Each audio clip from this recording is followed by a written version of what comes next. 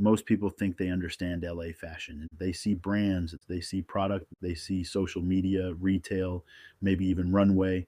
And from that, they assume they're seeing the industry, but they're not. What they're seeing is the surface. What they're missing is the system underneath it, the part that actually determines whether something works, scales, or disappears. Because LA fashion isn't built on visibility alone, it's built on coordination, on infrastructure, on relationships that connect design to development, development to production, and production to delivery. And that system is still here, but it doesn't look the same as it used to. Some parts are stronger, some parts are strained, some parts are being rebuilt in real time. And unless you're inside it or paying close attention, you don't see those shifts. You just see the output. This is where the conversation changes, because understanding what built LA fashion is one thing. Understanding what's happening inside it right now, that's something else. One of the biggest things most people miss is the growing disconnect between brand and production. There was a time when designers were closely tied to how their product was actually made. They understood construction, they understood fabrication, they understood what it took to bring something from idea to finished garment.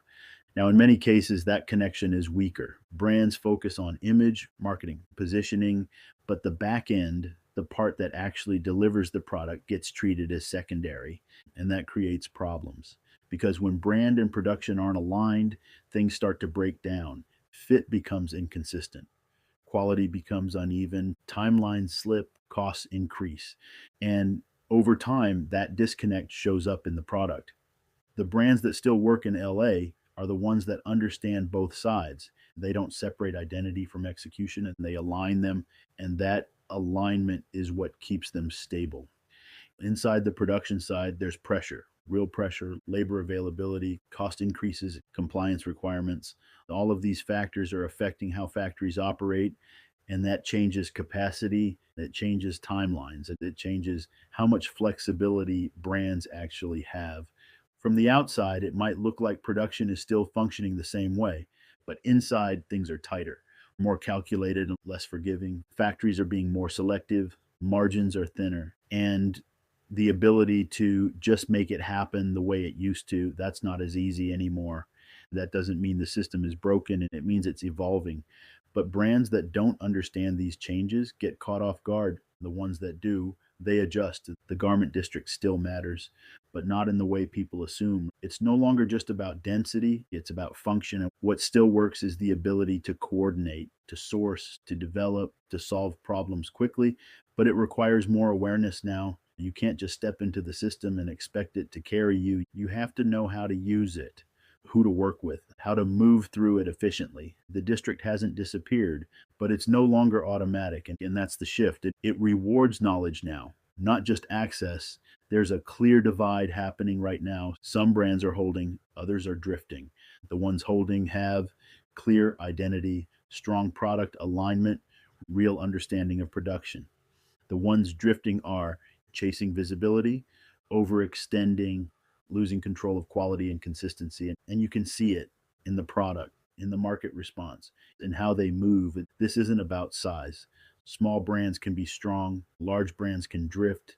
It comes down to alignment, and that's something you can't fake. Speed has always been an advantage in LA, but right now, speed without control is a problem because the system is tighter, less forgiving. Moving fast without understanding production realities leads to mistakes, overproduction, missed timelines, quality issues. So now there's a tension. Brands still want speed, but they also need control. And the ones that succeed are the ones that balance both. They move, but they understand when to slow down, when to refine, when to hold.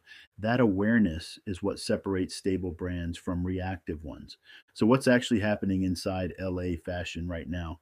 It's recalibrating quietly, not publicly, not in a way that gets a lot of attention, but it's happening. Brands are adjusting, factories are adapting, relationships are shifting, and the system is finding a new balance. This isn't collapse, it's correction.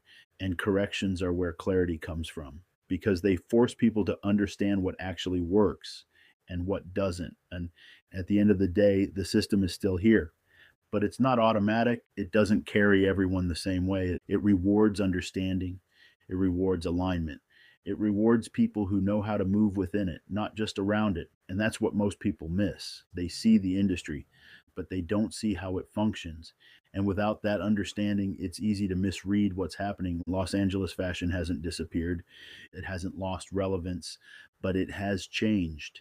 And the people who recognize that, who understand the system as it exists now, are the ones who will continue to build within it. California Apparel did. The question is, who understands it well enough to do it now?